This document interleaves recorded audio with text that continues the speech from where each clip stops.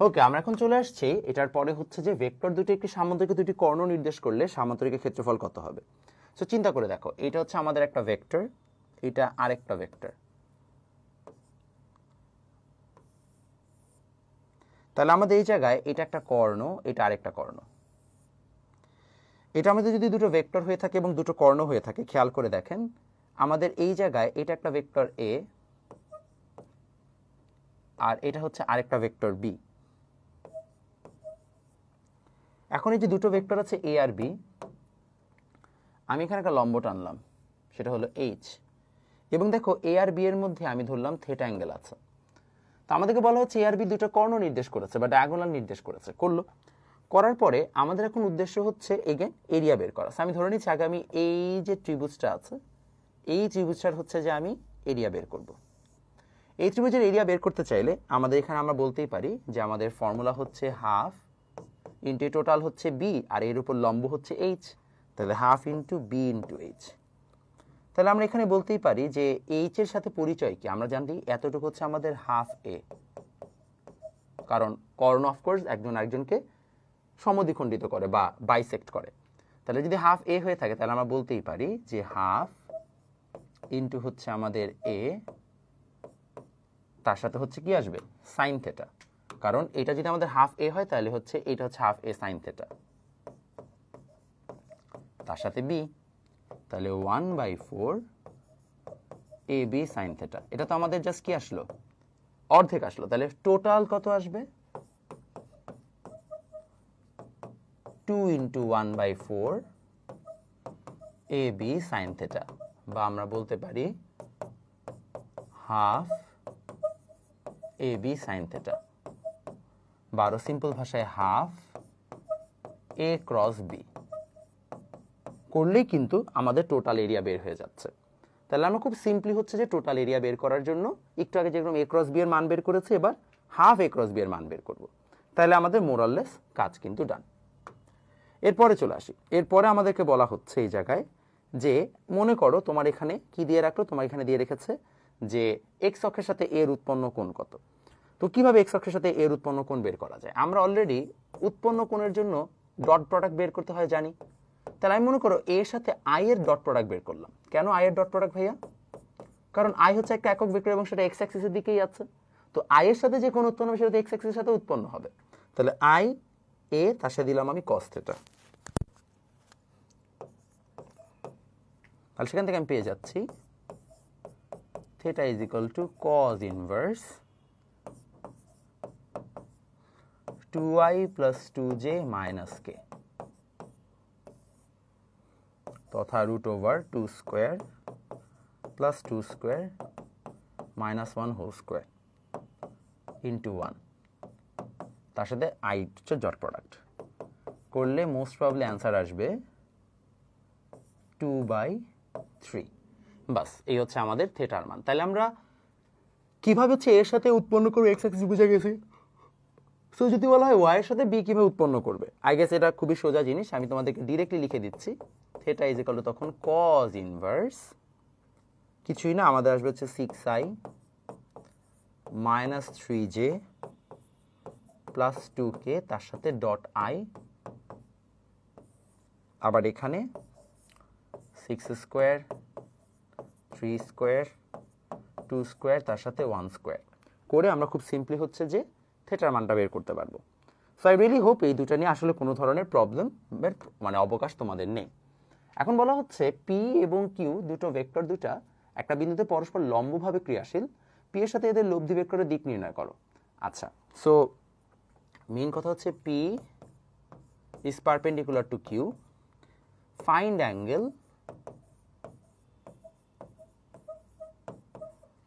Angle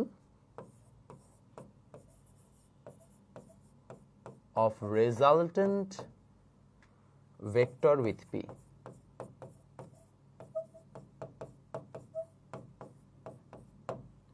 আমাকে resultant vector P এর সাথে তাদের অ্যাঙ্গেল বের করতে হবে।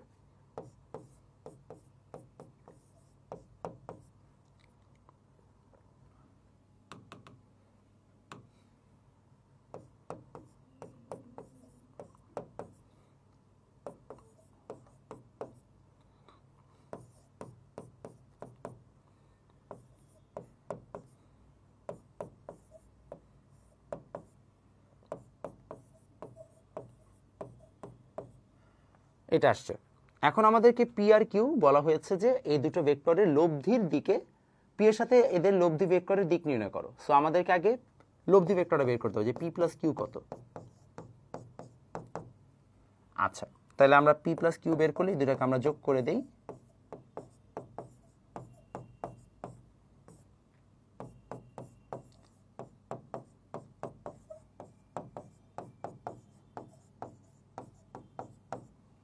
বাস যোগ করে দিলে দেখেন এটা আসবে।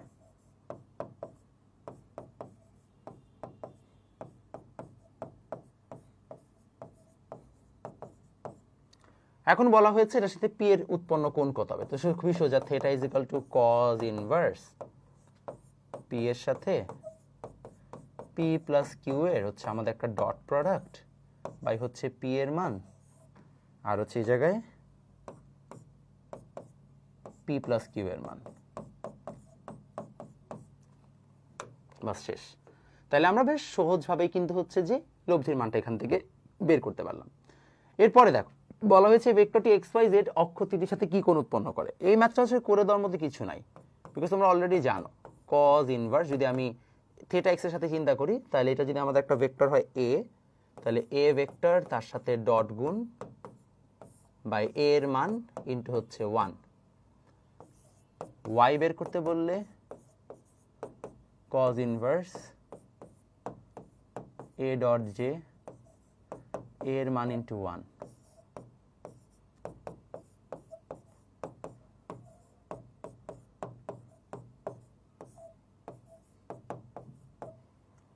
এটা হচ্ছে আমাদের টোটাল কনসেপ্ট। তাহলে মোটামুটি হচ্ছে যে আমাদের এতটুকু নিয়ে আই গেস কোনো ধরনের প্রবলেম হওয়ার কথা না। আমরা এখন চলে যাব পরবর্তী ঝামেলায়, যেটাকে আমরা বলছি দুটো ভেক্টর লম্ব হওয়ার শর্ত বা condition for two vectors to be perpendicular. দুটো ভেক্টর লম্ব হওয়ার জন্য শর্ত কি হতে পারে চিন্তা করো তো। A dot B is equal to কত, এ বি কস থিটা। এখন যদি দুটো ভেক্টর লম্ব হয় তাহলে থিটার মান 90 ডিগ্রি। থিটার মান 90 ডিগ্রি হলে আমরা বলতেই পারি যে আমাদের তখন এই যে এ বি আছে, তাহলে থিটার মান 90 ডিগ্রি হলে আমরা তখন দেখতে পাচ্ছি যে আমাদের A dot B is equal to A B cos 90 degree তথা 0। অর্থাৎ দুটো ভেক্টর লম্ব হওয়ার শর্ত কি দাঁড়াচ্ছে, dot product is equal to 0, right. তাহলে যখন আমাকে বলবে দুটো ভেক্টর লম্ব নাকি না, আমরা জাস্ট সিম্পলি বের করবো যে দুইটা ভেক্টরের ডট প্রোডাক্টটা কি 0 নাকি না। আসেন এখন চলে আসি দুটো ভেক্টর প্যারালাল কিনা তার শর্তে। দুটো ভেক্টর প্যারালাল হওয়ার কন্ডিশন হচ্ছে আমি চিন্তা করেন এ ক্রস বি। এ ক্রস বি হচ্ছে আমাদের এ বি সাইন থিটা তার সাথে একটা ইটা। এখন যদি থিটা 0 ডিগ্রি হয় তাহলে এ ক্রস বি কি আসছে, একটা নাল ভেক্টর। তাহলে প্যারালাল হওয়ার কন্ডিশন বা দুইটা ভেক্টর যদি সমান্তরাল হয় তার শর্ত হচ্ছে তাদের ক্রস প্রোডাক্টটা 0 হবে বা নাল ভেক্টর হবে। এখন শর্টকাটে কিভাবে ব্যাখ্যা করা যায়, শর্টকাটে ব্যাখ্যা করার জন্য আমরা এ ক্রস বি নেই।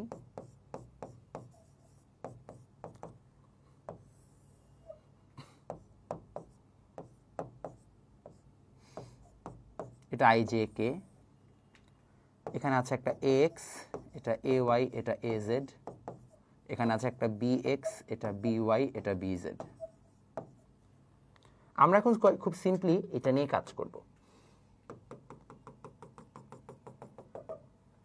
যে আমরা ফার্স্ট অফ অল আই এর মান বের করি, যে এখানে কিভাবে কি হবে। আমরা তো অলরেডি হচ্ছে যে ভেক্টর ফরম্যাটিং জানি, তাই না। যে যদি আমরা এখানে ডিটারমিনেন্টটাকে বিস্তার করি তাহলে আমরা এরকম কোন একটা মান পাবো।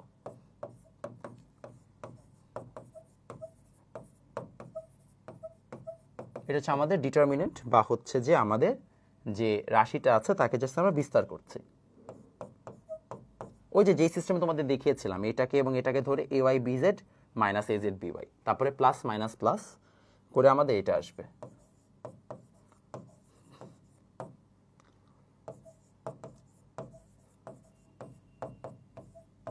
এটা হচ্ছে আমাদের নাল ভেক্টর।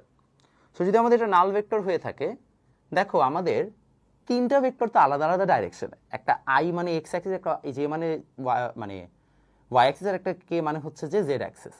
তো তিনটা ভেক্টর আলাদা আলাদা দিকে হলে যদি আমাদের তিনটার ভিন্ন ভিন্ন মান থাকে, কোনোভাবে তো জিরো আসা সম্ভব না। দি অনলি পসিবল ওয়ে জিরো আসবে যদি প্রত্যেকটা যে সহগ আছে তারা প্রত্যেকটা সহগ বা কোএফিসিয়েন্ট যদি জিরো হয়, that's the only possible way এরা জিরো হতে পারে। তাহলে আমরা বলতেই পারি A Y B Z minus A Z B Y equal to zero, এবং এখান থেকে আমরা পেয়ে যাই দেখো finally A Y B Y equal to A Z B Z. আবার আমরা লিখতে পারি A X B Z minus B X A Z equal to zero. সেখান থেকে বলাই যায় A X B x equal to হচ্ছে আমাদের এ জেড বি জেড, এবং আমরা দুইটা থেকে ফাইনালি লিখতে পারি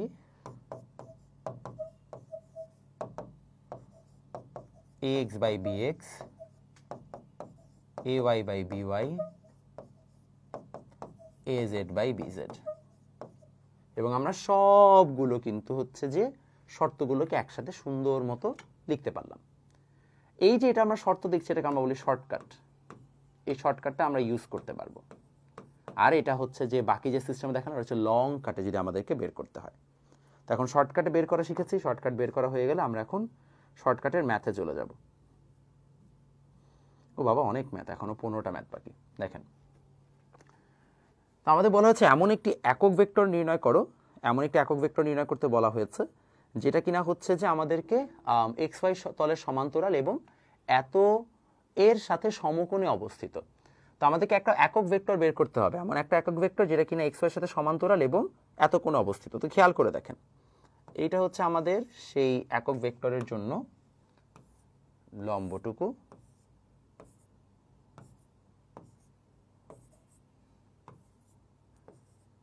এক্স ওয়াই জেড। সো মনে করেন আমাদের হচ্ছে যে এক্স ওয়াই তলের সাথে, আচ্ছা আমি জেডটাকে এই পাশে দিয়ে দিই,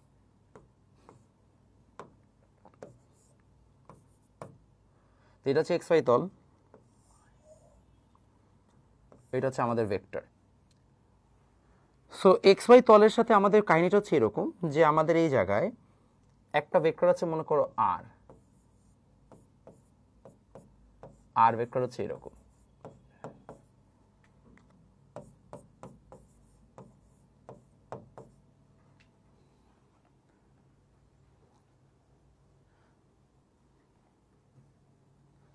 আর is equal to R X I plus R Y J. কেন বলেছি আমরা এমন একটা ভেক্টর বের করতে? Find a vector which is parallel to X Y plane and perpendicular to this particular vector. এমন একটা ভেক্টর নির্ণয় করতে হবে যা এক্স ওয়াই তলের সমান্তরাল এবং এই ভেক্টরের সাথে সেটা সমকোণ উৎপন্ন করে, তাহলে কি পারপেন্ডিকুলার। এখন এখানে হচ্ছে ইম্পর্টেন্ট পার্ট, তাহলে আমাদের এই ভেক্টর যেটা আছে আর, এই আর ভেক্টরটা অবশ্যই অবশ্যই কি হবে? আর ভেক্টরটা অবশ্যই অবশ্যই এমন একটা ভেক্টর হবে যেখানে এক্স আর ওয়াই এর মান আছে, কারণ এই তলে আছে, এই তলে তো জেড এর মান 0। তাহলে অফকোর্স যেটা আর এক্স আর আর ওয়াই এর মানে তার হচ্ছে যে আই এবং যে কম্পোনেন্ট থাকবে, আর কিছু থাকবে না, এই জন্য হচ্ছে আর ভেক্টর। এখন বলা হচ্ছে যে আমরা এই জায়গায় মূলত কি করব? আমাদের বলা হচ্ছে যে এটা এই যে ভেক্টর আছে ওইটার সাথে হচ্ছে সমকোণ উৎপন্ন করে। আমরা জানি কোন একটা ভেক্টর সমকোণ উৎপন্ন করলে সেটা কি হয়? ডট প্রোডাক্ট 0 হয়। তাহলে আমরা দিব R dot A equal to 0। তাহলে আমরা বলতেই পারি এই জায়গায়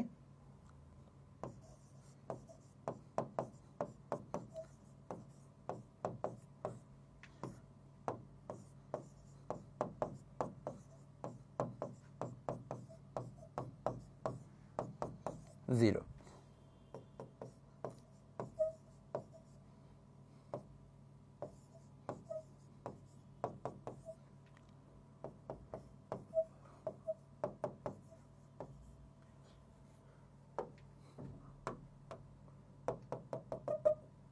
তাহলে আমাদের এখানে আর ভেক্টর আসবে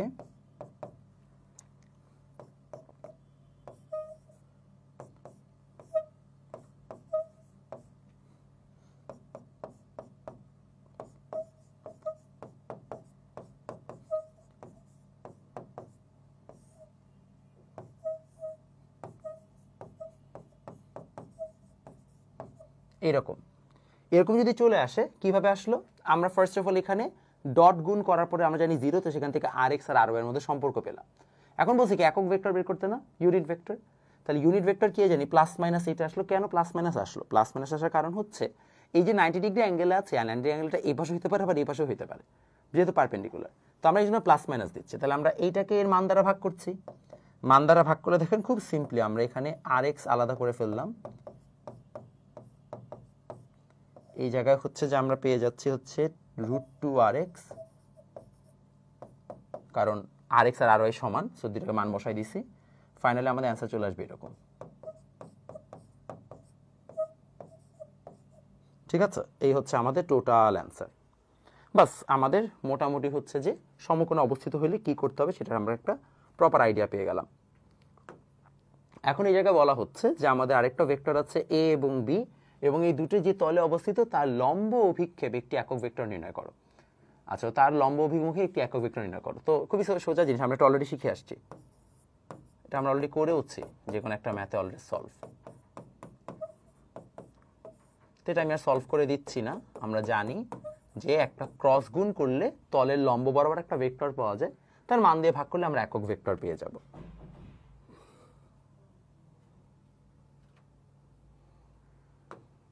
এরপরে বলা হচ্ছে যে আমাদের এই জায়গায় পি আছে, কিউ আছে, এবং বলা হলো পরস্পর সমান্তরালে এম এর মান নির্ণয় করো। এটা আমি অলরেডি এখানে সিস্টেম দেখিয়ে দিয়েছি যে আমরা তো শর্টকাটটা জানি যে দুটো ভেক্টর সমান্তরাল বা প্যারালাল হওয়ার শর্ত কি ছিল। প্যারালাল হওয়ার শর্ত হচ্ছে ax by bx, ay by by, az by bz হচ্ছে যে সমান হতে হবে। তো আমাদের এখানে পি আর কিউ দুটো ভেক্টর দেওয়া, এই দুটো ভেক্টরে যদি আমরা এখন বের করতে চাই তাহলে দেখো আমাদের এক্স এর মানে আই এর সহগ হচ্ছে 2, এখানে সহগ হচ্ছে 6, m বাই হচ্ছে -3 বাই আছে -9, অতএব m এর ভ্যালু চলে আসবে আমাদের এখানে কত আসে -1, তাহলে m এর ভ্যালু -1 লাগবে। বাট এটা তো শর্টকাট, পরীক্ষায় তো শর্টকাটে করে আমরা লং কাটে করতে হবে। তখন আমরা দেখাবো a ক্রস b এর মান 0 হতে হবে বা নাল ভেক্টর হতে হবে। কেন নাল ভেক্টর? Because cross product 0। সেখান থেকে আমরা বের করে দেখাবো ওকে আমাদের i -9m -9 -j -18 + 8 + k -6 -6m = 0।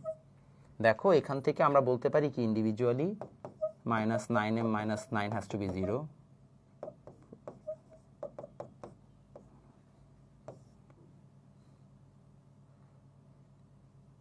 আবার এখানে -6 -6m = 0, অর্থাৎ কারণ আমরা জানি ইন্ডিভিজুয়ালি প্রতিটা সহগ 0 হওয়ার কথা। তাহলে সেখান থেকে আমরা পেয়ে যাচ্ছি দুইটা কেস থেকে আমরা -1ই পাবো। তাহলে এইভাবে আমরা খুব সিম্পলি হচ্ছে যে লং কাটেও যদি ম্যাথটা করতে হয় আমরা লং কাটেও ফাইনালি হচ্ছে যে সিমিলার অ্যান্সারই পাবো। ঠিক আছে, এরপরে আমাদের হচ্ছে যে নতুন যে কনসেপ্ট কোপ্ল্যানার, সেখান থেকে আমাদের নেক্সট লাইভ ক্লাস স্টার্ট হবে। লাইভ ক্লাসে আমরা হচ্ছে যে এই সবগুলো জিনিসপত্র একটু ভালোভাবে বোঝার চেষ্টা করবো, প্লাস অনেকগুলো প্র্যাকটিস প্রবলেম তোমাদেরকে সলভ করতে দিব।